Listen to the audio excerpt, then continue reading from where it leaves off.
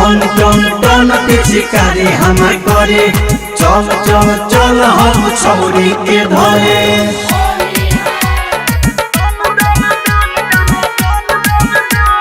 Music by Kundan Raj.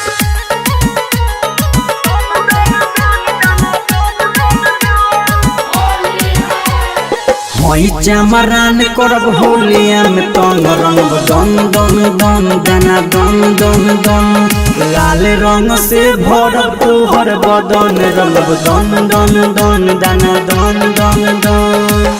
Super मालो बारे गजब कमालो बारे देखी पिचकारी करे टन टन टन। होई चमरान करब होलिया में तंग रंग दन दन दन दाना दन दन दन लाल का पियर का से भरब बदन रंग दन दन दन दाना दन दन दन।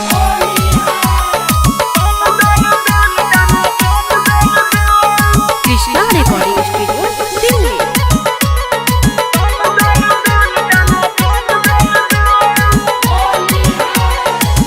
ऊपर से डालब तो नीचे रे जाई करी सुन सुन सुन आ सुन सुन सुन। आज भर राखी लसुन ये गोरी हमर मन मन मन आहा मन मन मन। खाटी मरद से पड़ो तोरा पाला आज रंगाई रे उची तोरा खाला। आओ न गोरी रंग बढोरी कहे तू भागो तारू छोन छोन छोन। होई चमरान करब होलिया में तंग रंग दन दन दन दाना दन दन दन लाल रंग से भरब तोहर बदन रंग दन दन दन दाना दन दन दन। टन टन टन पिचकारी हमार करे चल चल चल हम छौरी के धरे।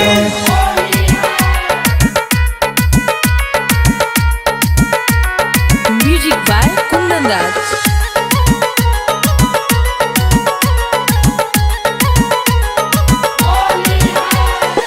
नित सकेला से आओ रंगा वाला गोरी धोम धोम धोम अपन धोम धोम धोम।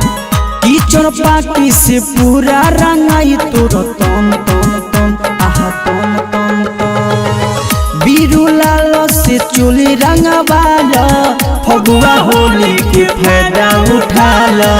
सुनो ये रानी बहुत बानी हमरा से ज्यादा न बोन बोन बोन। होई चमरान करब होलिया में तंग रंग दन दन दन दाना दन दन दन लाल रंग से भरब तोहर बदन रंग दन दन दन दाना दन दन दन।